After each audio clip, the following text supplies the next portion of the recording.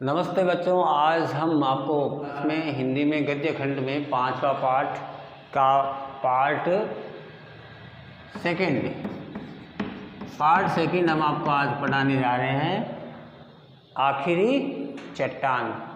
हमने आपको पहले पढ़ाया था कि राकेश मोहन द्वारा लिखित जो पाठ में यात्रा वर्णन था उसमें हमने आपको बताया था कि राकेश मोहन जी है वो गोवा से कन्याकुमारी तक की यात्रा करते हैं और जब वो सूर्यास्त देखने के लिए जाते हैं तो एक टीले से दूसरे टीले तक वो सूर्यास्त के पास में जाने की कोशिश करते हैं, लेकिन ऐसा उनका एक भ्रम था। लेकिन सुनहली किरणों ने पीली रेत को एक नया रूप उस समय दे दिया था और जैसे ऐसा लगा कि किसी ने नई रेत या मिट्टी का अभी निर्माण किया है, ठीक है ना।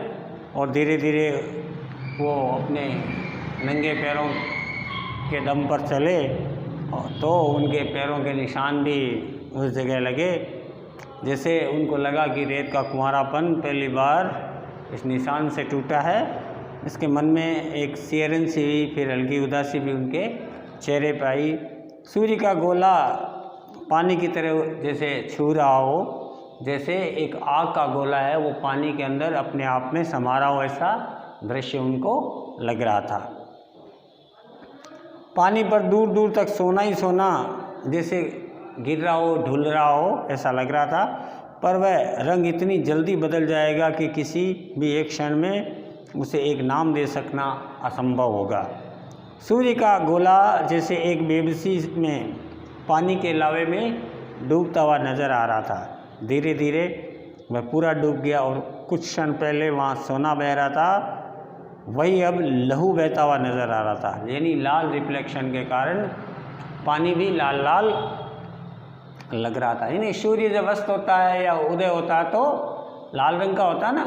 आपने वो संस्कृत का एक दोहा सुना होगा कि उदेति सविता ताम्र ताम्रे वास्तमेति च संपतो च विप्तो च महताम एक रूप। यानी उगता हुआ सूर्य भी लाल होता है और छिपता हुआ सूर्य भी लाल होता है। इसी प्रकार हमें इन इंसान को सुख और दुख में एक समान रहना चाहिए। तो सूर्य का गोला जब बेबसी के लावे में डूबता हुआ दिखाई दिया, धीरे धीरे उधर देखा कि पूरा का पूरा समुद्र लाल नज़र आने लगा और कुछ क्षण बीतने पर वह धीरे धीरे लहू जैसी बेजनी और बेजनी से काला पड़ गया था। मैंने फिर एक बार मुड़कर दाईं तरफ पीछे देख लिया। नारियलों की टहनियाँ उस तरह हवा में तैर उठी, हवा उसी तरह गूंज रही थी, पर पूरे दृश्य पट पर स्याही फैल गई हो।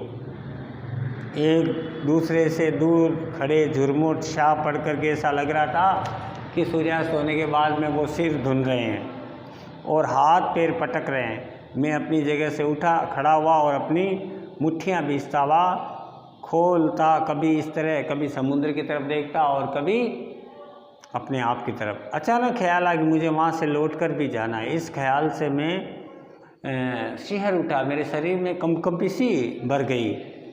दूर सैंड हिल की तरफ देखा, वहाँ शई से डूबे कुछ घुंघराले रंग के हिलते नज़र आ रहे थे।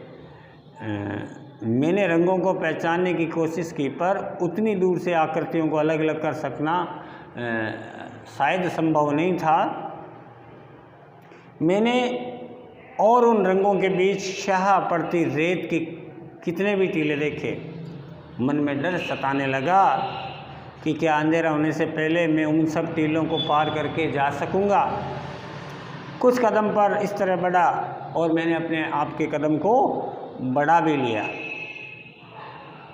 इसलिए सोचा बेहतर ही है कि नीचे समुद्र तट पर उतर जाऊं। तट का रास्ता निश्चित रूप से केप होटल के सामने तक ले जाएगा। निर्णय तुरंत करना था, इसलिए बिना सोचे मैं रेत पर बैठकर नीचे तट की तरफ फिसल गया और तट पर पहुंचकर मैंने फिर कुछ क्षण आगे बढ़ते हुए अंधेरे की बात भूल रहा था। कारण यह था तट की रेत। यूँ पहले भी समुद्र तट पर कई बार कई रंगों की रेत मैंने वहाँ देखी थी, सुरमई, खाकी, पीली, लाल, मगर जैसे रंग उस रेत में थे वैसे मैंने पहले जीवन में कभी इस प्रकार की रेत के रंगों वाली रेत नहीं देखी थी। काली घटा और काली लाल आंधी को देख करके रेत के आकार में ढाल देने के रंगों में जितनी तरह से अलग अलग सम्मिश्रण पाए जा सकते वे सब वहाँ थे, और उनके अतिरिक्त भी कुछ बहुत से अलग रंग थे। मैंने कई जगह अलग अलग रंगों की रेत को हाथ में लेकर देखा और मसल कर नीचे गिरा दिया। जिन रंगों को हाथों से नहीं छू सका उन्हें पैरों से मसल करके भी मैंने छू करके एहसास किया उन रंगों का। मन था कि किसी तरह रंग की थोड़ी थोड़ी रेत अपने पास रख लूं, पर उसका कोई उपाय नहीं था, ये सोचकर कि फिर किसी दिन आकर इस रेत को बटोरूंगा। मैं उदास मन से वहाँ से आगे चल दिया। समुद्र में पानी बढ़ रहा था, तट की ऊंचाई धीरे धीरे कम होती जा रही थी। एक लहर मेरे पैरों को भिगो गई तो सहसा मुझे खतरे का एहसास हुआ। मैं जल्दी जल्दी चलने लगा। तट का सिर्फ 3-4 फुट हिस्सा पानी से बाहर था। ऐसा लग रहा था कि पानी जल्दी ही उसे भी अपने अंदर समा लेगा। एक बार सोचा कि खड़ी रेत में होकर फिर ऊपर चला जाऊं, पर ऐशा पड़ती रेत इस तरह दीवार की तरह उठी कि उस रास्ते ऊपर जाने की कोशिश करना भी मेरे लिए बेकार हो गया था। मेरे मन में खतरा बढ़ गया था। मैं दौड़ने लगा। एक और लहरें पैरों के नीचे आकर के लौट गई।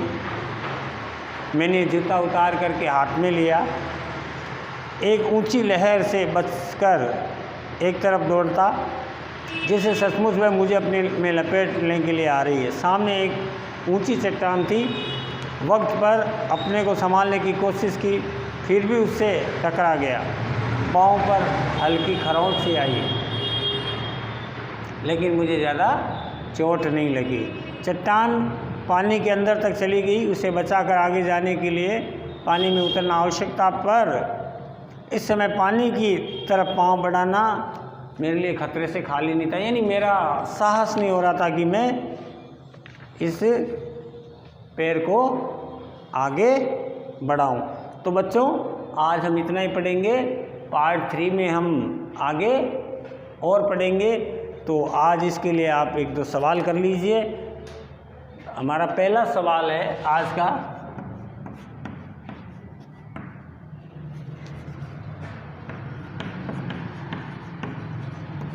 लेखक को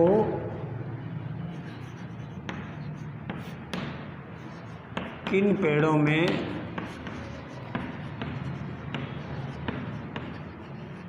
झुरमुट दिखाई दिए?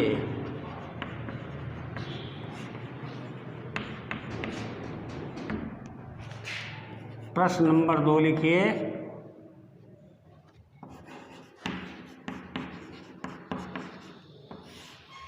कनाकोर के होटल में लेखक क्या भूल गया? प्रश्न नंबर 3 लिखिए।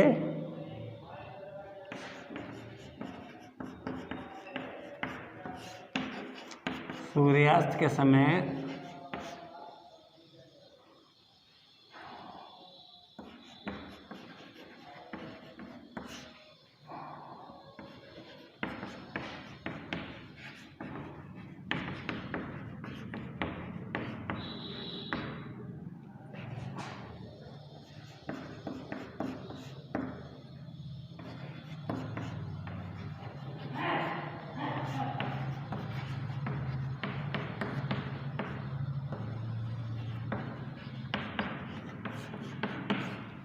एक बार मैं ये सभी प्रश्न रिपीट किए देता हूँ, आप ध्यान से सुन ले। हमारा आज का पहला प्रश्न है, लेखक को किन पेड़ों में झुरमुट दिखाई दिए? प्रश्न नंबर 2 है, कनाकोर के होटल में लेखक क्या भूल गया था? और तीसरा और अंतिम प्रश्न है, सूर्यास्त के समय समुद्र के पानी के विभिन्न रंगों में क्या परिवर्तन हुआ या क्या परिवर्तन दिखाई दिया, है ना। अगले वीडियो में हम इसी पाठ को आगे पढ़ेंगे। तब तक के लिए धन्यवाद।